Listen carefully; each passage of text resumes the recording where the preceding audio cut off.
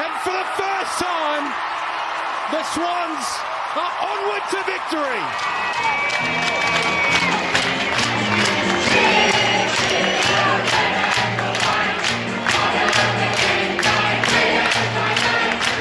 Welcome back to A Bevy of Bloods, a fan podcast of the Sydney Swans Football Club. So to all you loyal Swans out there who just can't get enough of the red and the white, fluff up your tail feathers and settle in for a potentially biased yarn about all things to do with our beloved Bloods.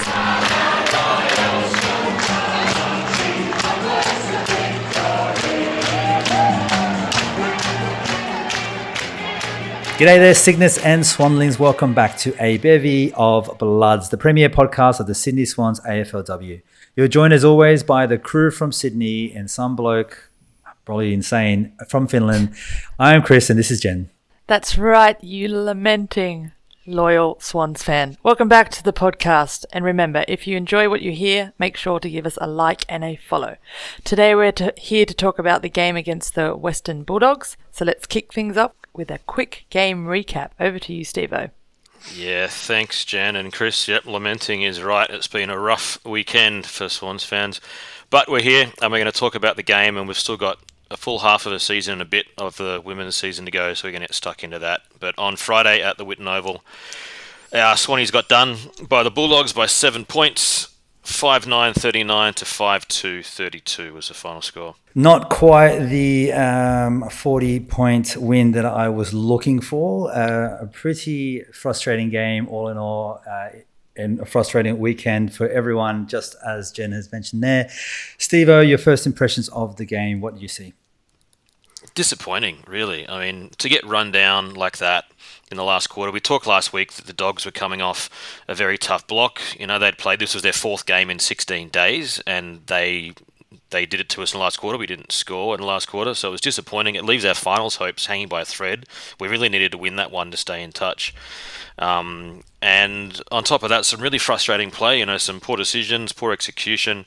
We lost a key player for the rest of the season in Ali Morfitt, which is devastating. That's now 2 of our 3 All-Australians that are done for the year from last year's All-Australian team. It was a tough match to watch, especially the second half. Jen, I can feel how you're feeling. Yep. Please describe it to the audience. Tell us how you feel. Yep, I agree with Steve-O. It was just a bit of a disappointing game. Some really poor, interesting, should we say, decisions. Like the amount of times we did some crazy stuff, like it was a 2-on-1 or it was a 3-on-1, and we would kick to that player, or, you know, we were crossing across the goals in our D50 when we'd already been under the pump for 7 minutes, and it was just not on. I mean, I know we have a way we want to play. The commentators talked about it. We want to come inside, but if it's not on, you don't always have to go. Or if a player calls for it and they're under the pump, you don't always have to give the ball. There are times when you've got to play wide, you've got to calm down. And again, like I said last week, when we take that mark just out of the forward 50 arc, sometimes pause. Just pause, wait for the forwards to get back, lead back up at the ball. We had a plethora of opportunities, I think, in that third quarter in particular. And we just didn't take that. We did have moments. We're not going to be all like grim, but like you said, was this the game that we should have rested some of these key players? Was this the one? We needed this win. We wanted to win by a big margin, bring it back, reassess. So, yeah, I know we'll talk about that a bit more later, but this was the game to take, and we just let it slip. So. The season is very, very short. We've spoken about it, how important it is to make sure you can bank the wins when you can. Of course, the Bulldogs there, just as Steve-O and Jen have been mentioning, haven't been playing the best quality of football, and we still could not get the chocolates on the day. As Jen and Steve-O both said, Steve-O, I probably just want to ask you straight up, resting Ham, Tarrant and Davies, some pretty important players there, and we just, I don't know, how much do you think that meant to the loss on the day? It's hard because we don't know from the outside exactly what sort of need that there is to rest these players. We just see them taking out some of our best players, and it's frustrating as a fan watching on, thinking we really could have used all 3 of those girls in that match, especially Tarrant in the back line, because some of the ball movement out of the back line was pretty ordinary a lot of the time, and there wasn't like Ella Heads did a good job, I think, of going back and filling that role a little bit with some intercept marking, but we really missed Tarrant there. We could have used Ham's crash and bash. Davies is quite a versatile player, could have been very useful also. And okay, maybe not having them impacted the result, maybe it didn't, but we don't know whether they needed that, otherwise they weren't going to get through the next two games, because we play Essendon Wednesday, like tomorrow, we're recording on Tuesday, and we play Geelong on Sunday. So maybe if they had played against the Dogs, they wouldn't have played those games. We really don't know what their conditioning is like, why they were rotating the squad. But then it opens up a bigger question about the integrity of the whole competition, I think, because the AFL has decided to do this midweek fixturing and have teams like the Dogs just played bloody 4 games in 16 days, and the Swans are now on a similar block where I think they play 4 in 15 or 16 days once we get to the end of the Geelong game. Essendon, who are about to play, is in a similar sort of block.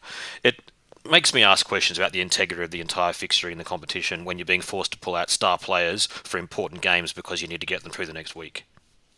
And even, I wouldn't even go so far as to say important games, Steve. Like, it kind of frustrates me that you can't just play your good players for just a normal game, like a season game where they're effectively healthy and happy and good.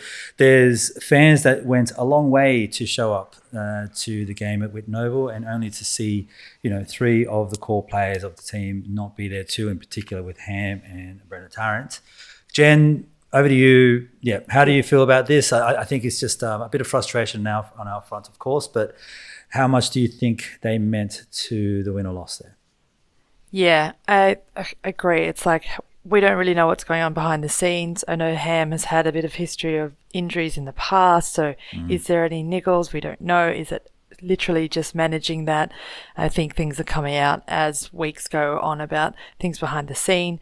But exactly that, the fixture being so close together, and as you said, the integrity, I think you're already seeing it across the league, and not just in the Swans with like Morfitt's foot being trod on. I know that's unfortunate, but there's some niggling injuries there, and so many girls across the whole league are going down with little or major injuries, and that's got to be linked to this turnaround time between games. Like, as you said, it's not even allowed in the men's game. It's a minimum of 5 days. So why is this different? How are we all of a sudden meant to be these superheroes who can turn around in a short amount of time, still play? We've also got that between the arcs rule. We don't even have those extra seconds to catch your breath for a ball up or a stoppage between the arcs, because it's the last touch rule. So you're probably running more than you would in an inverted commas normal game. So the girls are under the pump. They've got so much pressure to perform, and then the short amount of time to do it, and there's just got to turn around and step up when you really saw already. So it's shit for the game, to be honest, but I do still think those girls would have made a big difference. And then unfortunate with Morfitt, but if Davies was in as that backup, then at least Lexi would have had a backup. She had to hold the fort for the second half, pretty much the second half of the game, and I thought she was amazing. Actually, I was really impressed with Lexi Hamilton in that ruck, but geez. I think it's particularly disappointing for me just on when you start looking at the AFLW as a product. You want to see a product with the high quality players playing all the time. When you turn on the TV, you want to see high quality product. And if you're going to be having these 3-day turnarounds and just insane things like that, you're not expected to play all the players all the time. They just can't. And then you're basically compromising not only the game in itself, you're compromising the quality of the game that's there for the community, for the viewers to watch. And the AFL just has this constant knack of shooting itself in the foot constantly by suggesting they want to push the game forward, but also doing things that are basically compromising the quality of the game that they're spending so much money on. And it's continually happening, and it's very frustrating. Steve-O, I know how you feel. Go for it, mate. Yeah, I mean, I could go about this forever, but I'll shorten myself for the sake of the listeners. The thing that gets me, right, is that, and Jen mentioned this, that in the men's, that 5-day break is the minimum they can have. And I think that in their collective bargaining agreement, they're only allowed to have like 3 or 4 5-day breaks per season in like a 20 23 round Yeah, season. I thought it was like 2 or 3 or something insane. Yeah, it's a very small number. I forget the exact number, but it's not many. And then add into that the fact that the men are getting paid hundreds of thousands of dollars to be full-time footballers. The women are getting paid far less than that, most of them, and also having to do other jobs at this time. Like we've had Beck Privatelli on here and Lucy McAvoy talking about their balance between their football and their workloads, like their other jobs, and how that impacts on the training schedules and the constantly shifting training schedules. And then at the same time, you're supposed to play 4 games in bloody 15, 16 days. I mean, come on.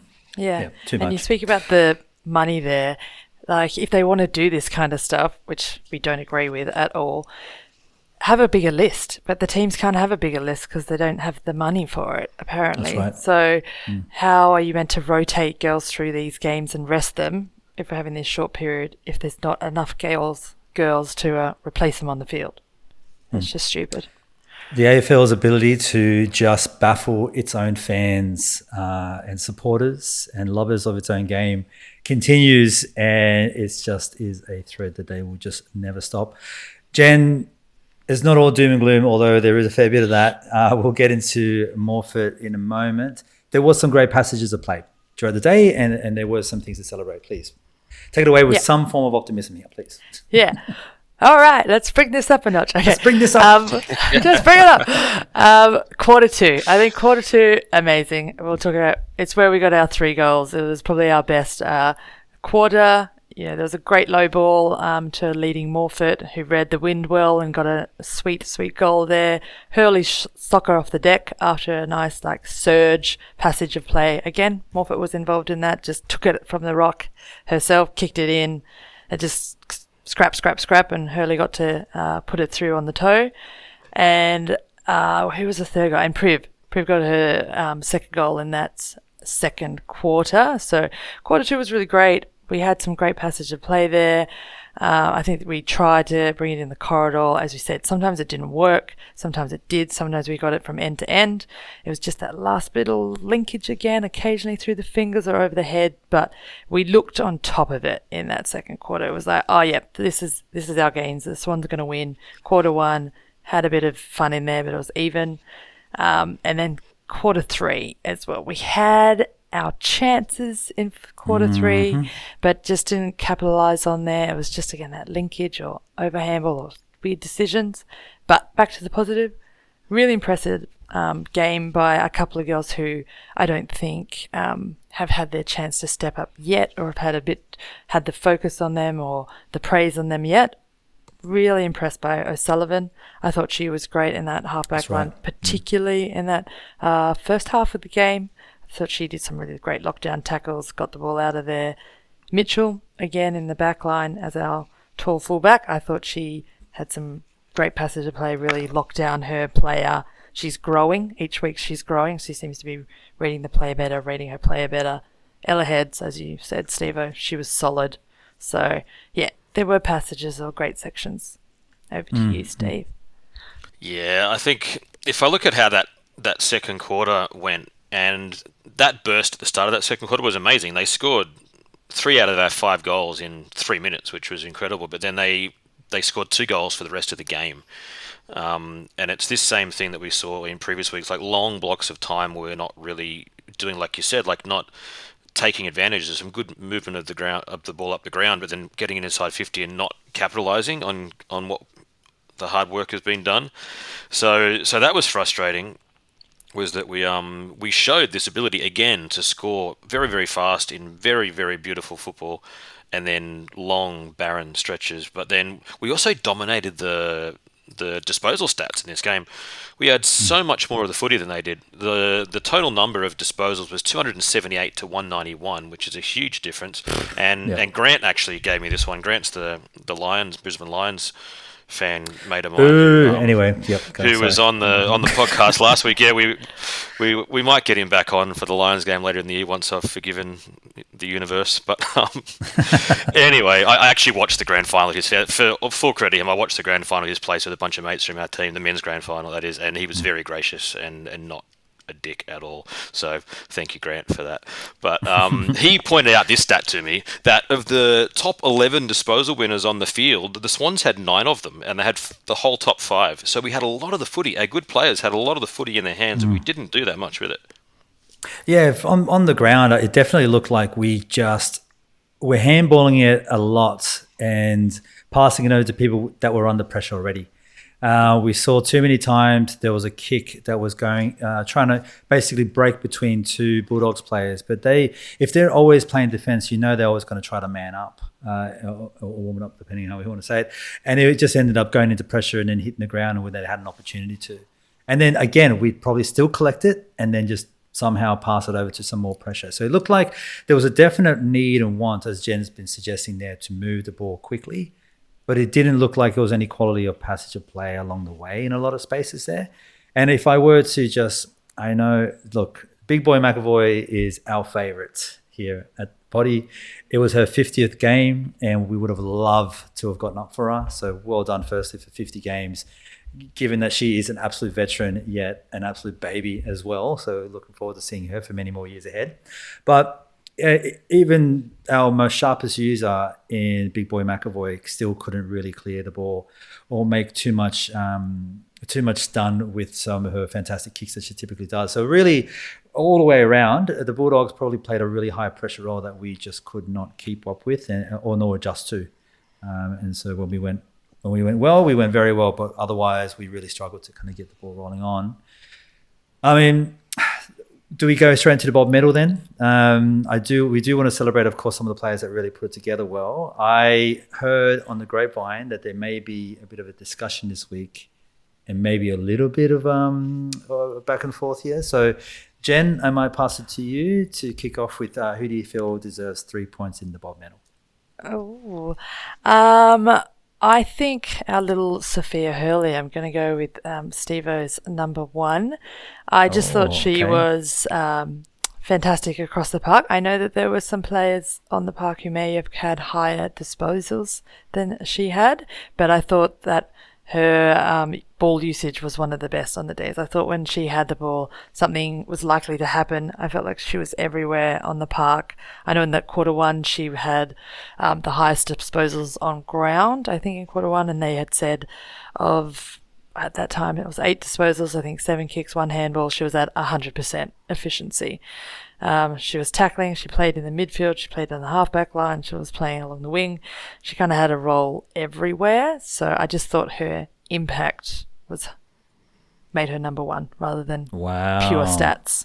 There you go, the olive branch of peace. Steve-O, how do you feel about this, mate? I'm quite excited. I mean, I'd put someone else first because I didn't want to look like I was in any way biased, but I thought Sophia really had a fantastic game. But I actually also want to say that I listed on here Laura Gardner just because she was in everything again, and in a game that was really, really good in patches, but then ended up quite frustrating. She just didn't stop putting in. I really liked her continued effort over the 4 quarters. But on a balance of it, I'm very happy to give Sophia the 3 this week. There you go. The olive branch has been passed. Yeah, I thought you might not give her the 3 this week because you've been wanting to give her the Bob, but you didn't want to give it to her in a game that we lost. Yeah, it was like a bit of an emotional / tactical move on my part. I tell you what, I saw a fair bit of her in person. She has grown as a woman. Like, she is starting to really bulk up and looking like a true AFLW player. I think last couple of years she's young. She has a bit of a baby about her, but she is looking tough, and I'm hella excited about what the rest of her career looks like because she is an absolute gun. Okay, Steve-O, mate, over to you for 2 points. Let's see what comes out of this. I'm looking forward to this one. Well, I already said Laura Gardner, so she'd have been my 2. Then if Sophia's going to get the 3, I would have had Gardner in second. Okay, Jen, how do you feel about this? I feel okay about this because obviously, her stats just kill it. I think she had the second highest, or she highest on ground for both teams. So 31 disposals, 16 kicks, 15 handballs, 4 marks, 8 tackles, 8 clearances, which is pretty incredible. And we were actually winning those stoppages. We were winning the hit-outs. We were winning the stoppages.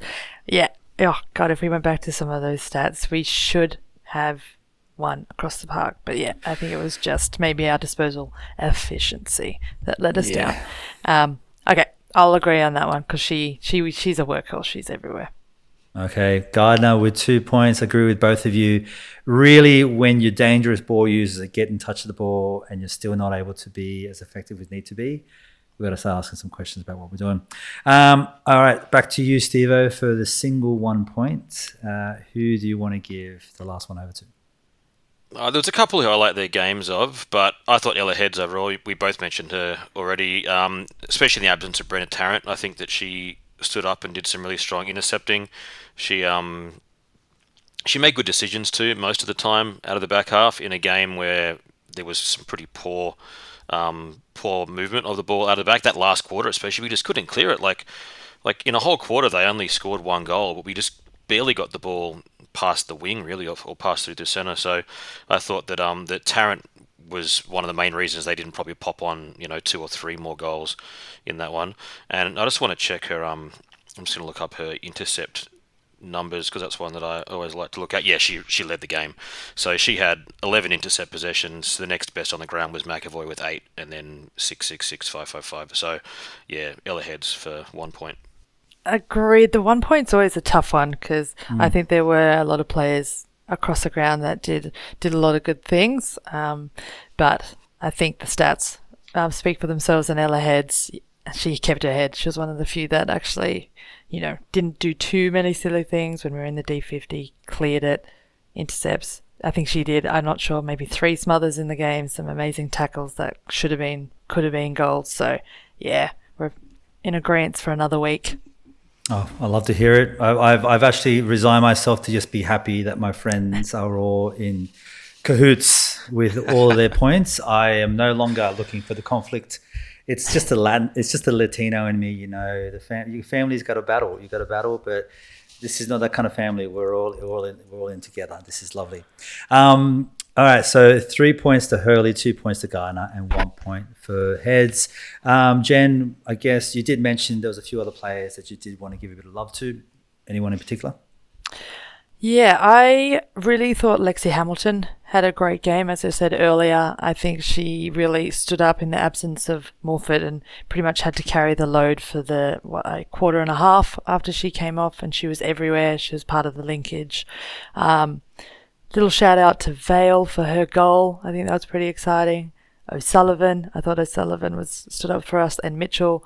And then I've always got my girl Kennedy in there. I thought she's a bit like Gardner. She goes and goes and goes. She does the grunt work. She had again, I didn't put her stats up there, but there's a few times as well. She's one of the few players in our team who can actually kick on both feet. So she gets us out of trouble. Occasionally there was a passage that, came straight out of the centre, left foot, straight into Grundon, I think, and then that led to another inside 50. So good spread. Yep. Yeah, Beck Privatelli, I mean, the ball wasn't coming in great. We scored 5 goals. She kicked 2 of them and gave 1 off to Hurley in the first quarter. So that's a pretty solid effort, I think, for a forward that was playing a bit of a lone hand a lot of the time. And her first goal was pretty sweet, wasn't it? Yeah, that was tidy. Yeah. Beautiful. Well, it's good to hear. Now, we do have a little bit of unfortunate news, of course. We find out today that Ali Morfitt's foot injury is for the rest of the season, and they've ruled her out for the rest of 2024. Obviously, highly disappointing in a season that has been marred with a couple of injuries, just as Steve-O said there, 2 of our 3 All-Australians. Knock on wood, it ends there. But I guess Giselle Davies and Lexi Hamilton are going to have to pick up the pieces from here. She's been very, very good. When she came off the ground at the game, she looked like in a lot of pain, really upset with it. And you could see pretty clearly that it didn't look like it's going to be the kind of 1 week turnaround that we were hoping for. So that is where that lands. Jen, I guess any comments do you want to raise here? Yeah, she looked so upset. I think she looked upset because she felt it looked like she felt like she was letting the team down. That's what I think. I met her briefly the other night, went to the Ladies League Lounge when they were having the little interviews, and she was just so keen to get back out on the park. She was hungry to play. So she'd just be so disappointed. But yeah, it sounds like it was bone bruising. They were talking about her 2nd and 5th metatarsal, and I just don't think that's going to be, that's not going to be 1 week. So hopefully next season she does all the prep, does all the hard work, and she comes out firing and carries the girls in 2025. Yep. Of course, the word was that she was injured coming into the season, and she got herself up for the preseason, but unfortunately couldn't finish it off. Steve-O, how do you feel about this, mate? You got to wonder too. I was watching the replay this morning of the game, and sort of in real time, you get a bit lost in the match and everything else. But she was sitting on the bench for a good chunk of that second half, and she was visibly distressed. And I got to wonder what impact that has on the other players who are coming on and off the bench throughout that period, because you've been doing a lot of rotations. A lot of players see a person who's very dear to them, a very important part of their club, really, really struggling on the bench. It's hard not to have that in the back of your head, I think, sometimes as a player. So, I don't know, maybe that says something about the way they were in the second half. I don't know, but it was really disappointing to see her go down, especially after just getting back in. And she had a great first half. She got about 10 touches and a goal, and she was strong in the ruck and looking really good. She was on track for like a 20-touch game in the ruck. So it's really disappointing for her and for the team. Yeah, as bad as the game was, I think seeing Ali Morford come off was a really low point in the game in itself, and a pretty disappointing weekend for Swans fans, starting with that damn Friday. Now, I did want to give a couple of shout-outs. We did meet a couple of fans of the podcast at the game, which is really, really fun. One in particular, it was Bonnie, who so happens to be Lisa Steen's #1 fan. She's been playing for a couple of years, having a chat with her mum while we somehow got ourselves onto the ground for the girls to run out, which was pretty fun. So we created a guard of honor. Noddy and I were out there for that, which is really, really fantastic. And talking to Bonnie, she is a massive Lisa Steen fan. From her own words, she wants to run all day and she wants to get banged up. And I think if it is a football player right there in the making. So Lisa Steen, if you're listening, Bonnie is your #1 fan, and Bonnie, all the best. The other one I did want to touch with is Rod, who just so happened to have 4 girls that are all incredibly tall that we're hoping are going to get themselves into the Sydney Swans AFLW system. 2 of his girls were twins, and I genuinely thought that they had already been in the academy. As it turns out, I think they were just a little bit too old at that point or something. So, Rod, mate, it was great to meet you. I know you've got 4 daughters. I know you've got your heart set on one of them playing AFLW quality football. And just given how much passion you have and how much the girls love the game, I have no doubt that there's probably a long career ahead of one of them. So good to meet you there, mate. All right. A lot of implications. We don't want to get stuck in it too much because, as we've said, there is a game on for tomorrow night, being Wednesday, against the Bombers. So we'll touch on this a bit more after that at the end of this week, after that game's over. So I might just head over. Steve-O, the next game ahead, Bombers. Would you like to get into that a bit? Yeah, Bombers and then Cats on Sunday. So Wednesday Bombers, Sunday Cats. The Bombers have got the same record as us. They're 2-3. They've got a much stronger percentage than us. Their percentage is 98 and we're 77. So we're both in that group of teams. We're all hoping to finish sort of 6th, 7th, 8th, somewhere around there. So it's a must-win game. We really need to win it. But last week they smashed Melbourne by 10 goals, 65 points. But Melbourne has got a lot of injuries, so it's a win that quite a few other teams have had as well. Their season has been all over the shop. They lost to Freo comfortably, then they beat West Coast, who have been doing well. They lost narrowly to the Saints, and they got done by the Crows, who are very strong. So it's very hard to get a read on the Bombers, and I think that, we need to win this game to keep the finals hopes buoyant, but I think it's going to be very hard to know exactly where we sit compared to them until we play them, because we didn't play them last year, I don't think. Mm-hmm. Jen, danger players over there at the Bombers, just a few. Just a few. I think everyone knows Maddie Press-Parkis. I think we all know what she can do through the midfield. She can move up front and kick a goal. Maddie Gay, who I think has come across from Melbourne. She's an incredible player, also can play back or up front. Georgia G, quick, really quick and clever in front of goals. She's come across from Carlton. And Bonnie Toogood. I mean, she is very, very good in front of goals. So a few key players to lock down there across the park. How do we win? How do we get up here, Jen? What kind of game style are we looking at trying to put into the girls now that we know a fair bit after a fair few games this season? I think for me, the biggest thing is that composure. We spoke about that this game and a few of the other games of just not quite picking the times to play on and when to hold. So over handballed it this game. It was almost double the amount of handballs. I think it was like 110 handballs to 58. Sometimes just get on the boot. If you're coming out of the centres, get on the boot, give the forwards a chance. If you take that mark outside that forward 50 arc, just hold sometimes. Obviously, if it's on, you turn and face, and that player is by themselves in that forward 50, you go for it. If there's a mismatch of people, you've been under the pump for a while, take a second, let people set, let them lead back up, and push back off the mark. There were a few too many times, especially in this last game, people were not far enough back off the player on the mark, and it meant we did a scrubber kick or it was a hard mark to kick. Swivel the head. You don't always have to come in corridor. Steve-O, KPIs, mate. What do you think? I want to see more of that burst play. We had that fantastic 3-minute burst where they were just so good and so clean and so aggressive.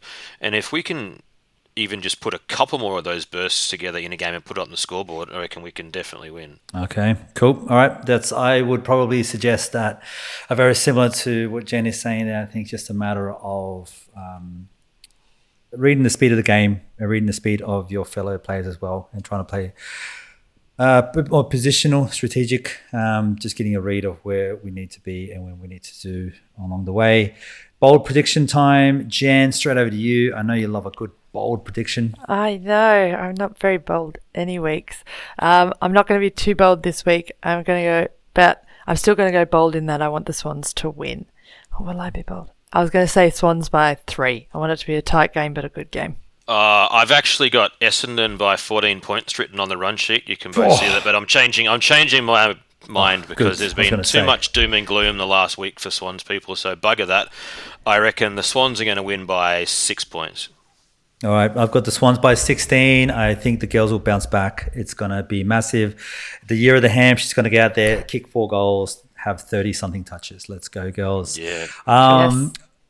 One last thing is I saw Nat Edwards. She is tiny. Way smaller than I considered. For some reason, I just presumed she was kind of tall. But no, she's little and she's very fun. She is like my Ida Buttrose, to be fair. Like, to me, she's just cool. I think she's really cool. Do you want to tell Chris maybe some people who Ida Buttrose is? Yeah, okay. So if you're too young to know what Ida Buttrose is, then there was a band called Cold Chisel that wrote a song about her. Am I still too old? You might need to explain Cold Chisel. Okay, well, there was a bloke called Jimmy Barnes, right? He used to scream into a microphone with a guy called Ian Moss. Still too old? Okay, let me see what you're getting there. Okay. Yeah, all right, well, I don't know. She did stuff with the ABC. Oh, that's still too old. I don't know. I'm sorry. It's just showing my age here.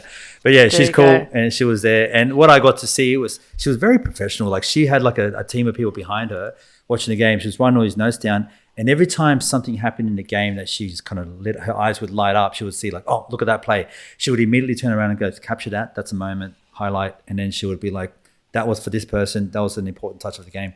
She was reading the game, flying at it, as well as just keeping this energy going and being on top of this whole team behind her that were tracking highlights and stuff. And along the way, she's got to think of questions to ask, of course, post-game and things. So very impressive. Nat Edwards is the bomb. So that is for me. That brings us to the end of the episode. It's been a bit of a dire one, of course. Swans fans out there, we are hurting with you. So please, don't worry about it. We're all in this together. We give all the best to the girls to play against the Bombers tomorrow night, and we'll do another podcast episode at the end of this week as we roll in post the game to the Bombers and in lead up to the game against the Cats on Sunday. But until then, Up the Bloods. Up the And Bloods. Can you, Swannies? Swannies. Everyone loves an underdog game. Let's go. Let's go.